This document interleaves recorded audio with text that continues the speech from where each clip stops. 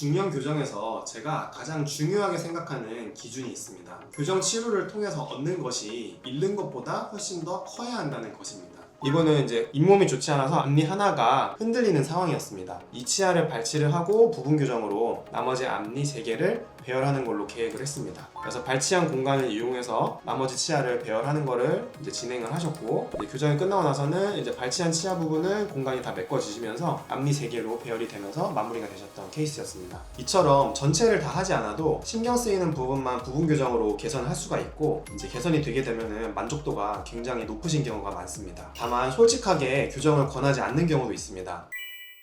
안녕하세요. 치과교정과 전문의 교정티처 박기웅입니다. 40대, 50대가 되면서 거울을 보다가 문득 이런 생각이 드신 적 있으실까요? 젊을 때 교정을 못했는데 지금이라도 해볼 수 있을까? 그 나이에 교정을 하면 너무 오래 걸리는 건 아닐까? 아니면 그냥 이대로 사는 게 나을까? 또 이런 경우도 있습니다. 젊을 때는 이 정도로 삐뚤진 않았던 것 같은데 어느 순간부터 치아가 점점 틀어지는 것 같다는 느낌이 드는 분들이요. 실제로 나이가 들면서 치아 배열이 조금씩 변하는 경우가 많습니다. 그때도 참았는데 이제는 거울을 볼 때마다 신경 쓰인다고 하시는 분들도 많아요. 저도 어렸을 때는 치아가 많이 삐뚤진 않았는데 이 삐뚤함이 조금 더 심해져서 40대가 되면서 저도 교정을 시작했거든요. 오늘은 중년 교정이 가능한지, 어떤 경우에 권해드리고 어떤 경우에는 신중해야 하는지 실제 케이스를 함께 보면서 솔직하게 말씀드리겠습니다.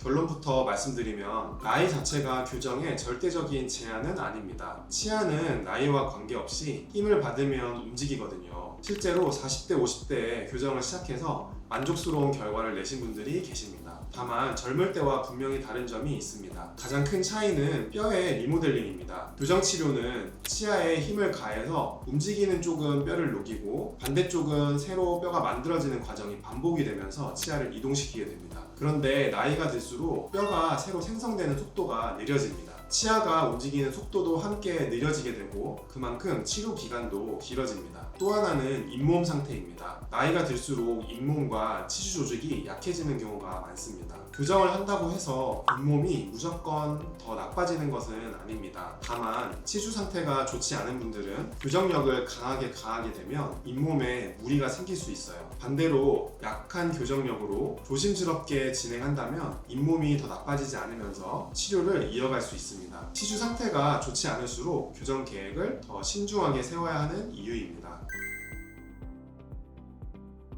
중년 교정에서 제가 가장 중요하게 생각하는 기준이 있습니다. 교정 치료를 통해서 얻는 것이 잃는 것보다 훨씬 더 커야 한다는 것입니다. 교정 치료는 분명히 비용과 시간이 듭니다. 중년이라면 젊을 때보다 치료 기간도 길어질 수 있어요. 뼈 반응이 낮은 만큼 같은 결과를 내는데 더 많은 시간이 필요하거든요. 치료 자체는 불편함도 감수해야 하고요. 그렇기 때문에 무작정 권해드리기보다는 교정을 통해 무엇을 얻을 수 있는지를 먼저 따져봅니다. 씹는 교합적인 기능이 크게 개선되는 경우, 오래 사용해야 할 치아를 지키는데 교정이 필요한 경우, 심미적으로 충분히 만족스러운 변화가 기대되는 경우라면 충분히 권해드립니다. 반면 기능적인 문제도 별로 없고 개선 범위도 크지 않은데 치료 부담만 크다면 솔직하게 말씀드리는 편입니다. 득실을 따져보고 얻는 것이 확실히 더 많을 때 시작하는 것이 맞다고 생각합니다. 그렇다면 실제로 어떤 경우에 권해드릴 수 있을까요? 전체 교정과 부분 교정으로 나눠서 말씀드릴게요.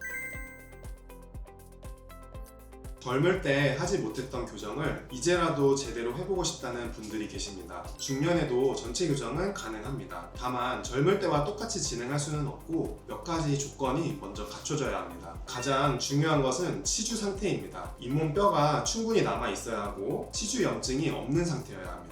치주 상태가 좋지 않다면 교정을 시작하기 전에 치주 치료를 먼저 진행해야 하는 경우도 있어요. 그리고 치료 기간도 각오하셔야 합니다. 젊을 때라면 1년 반에서 2년 정도 걸릴 케이스가 중년에서는 2년에서 3년까지 늘어나기도 합니다. 이 부분을 충분히 인지하고 치료를 시작하는 것이 중요합니다. 그 조건들이 갖춰진 상태에서 치료로 얻는 것이 분명하다면 중년의 전체 교정은 충분히 가치 있는 선택입니다. 오히려 치아와 잇몸 건강을 오래 유지하는 데 도움이 되는 경우도 있습니다. 전체 교정이 부담스러우신 분들 또는 전체를 다 할 필요까지는 없는 분들께는 부분 교정을 먼저 권해드립니다. 부분 교정은 신경 쓰이는 앞니 부위만 선택적으로 치료하는 방법입니다. 전체 치열을 다 움직이는 것이 아니라 문제가 있는 앞니 부분만 집중적으로 개선하기 때문에 기간도 짧고 비용 부담도 줄어듭니다. 중년분들께 특히 잘 맞는 경우가 있는데요. 전체적인 교합은 크게 나쁘지 않은데 앞니 몇 개만 신경 쓰이는 경우 또는 젊을 때는 비교적 가지런했는데 나이가 들면서 치아가 조금씩 틀어지는 경우처럼 목적이 명확한 케이스에서 효과적입니다. 그래서 제가 실제 케이스를 함께 보면서 설명드리겠습니다.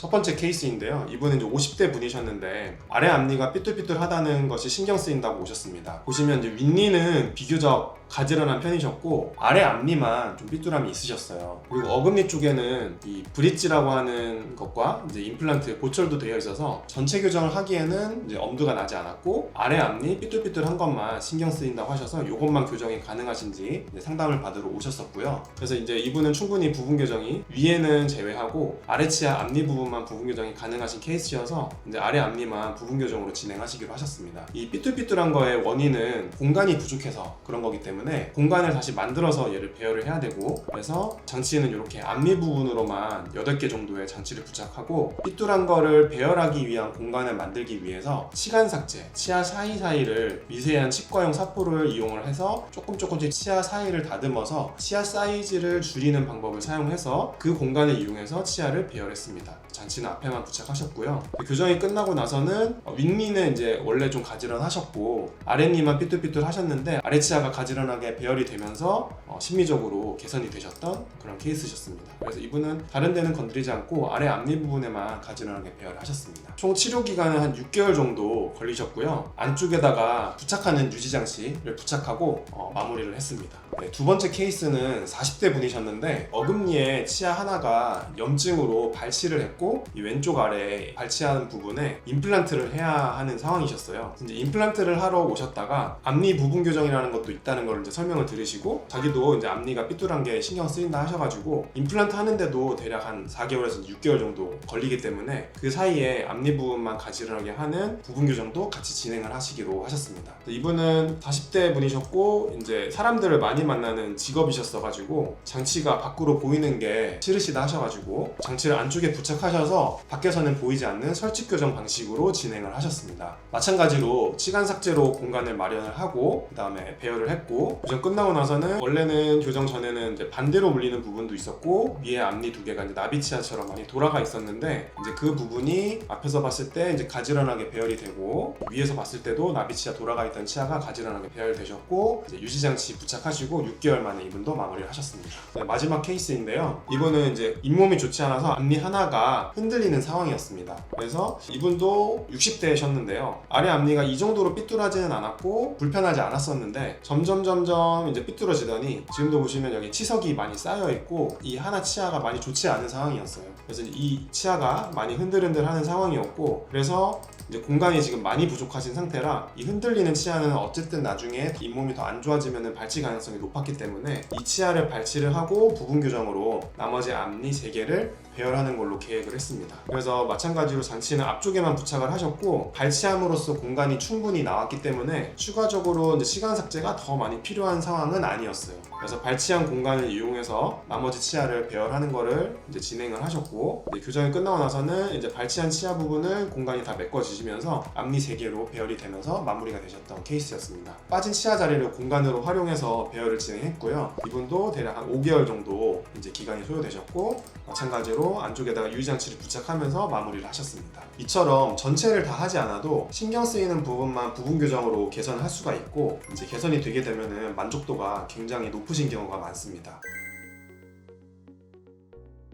다만 솔직하게 교정을 권하지 않는 경우도 있습니다. 기준은 하나입니다. 교정으로 얻는 것이 비용과 시간보다 크지 않다고 판단될 때는 저는 권해드리지는 않습니다. 예를 들어서 치주 상태가 좋지 않은 경우도 무조건 교정을 피하는 것이 아닙니다. 치아가 가지런해지면서 칫솔질과 관리가 편해지고 그것이 잇몸 건강 유지에 도움이 되는 경우라면 충분히 권해드릴 수 있습니다. 하지만 치주 상태가 너무 좋지 않아 교정을 통해서 기대할 수 있는 개선이 제한적이고 오히려 치주 치주 치료와 유지에 집중하는 것이 더 나은 경우라면 솔직하게 말씀드립니다. 개선 범위가 크지 않은 경우도 마찬가지입니다. 치료를 통해 얻을 수 있는 변화가 크지 않은데 들어가는 시간과 비용이 크다면 그 득실을 함께 따져보고 신중하게 판단하시길 권해드립니다. 교정은 시작이 목적이 아니라 결과가 목적입니다. 충분히 얻는 것이 있을 때 시작하시는 것이 맞다고 생각합니다.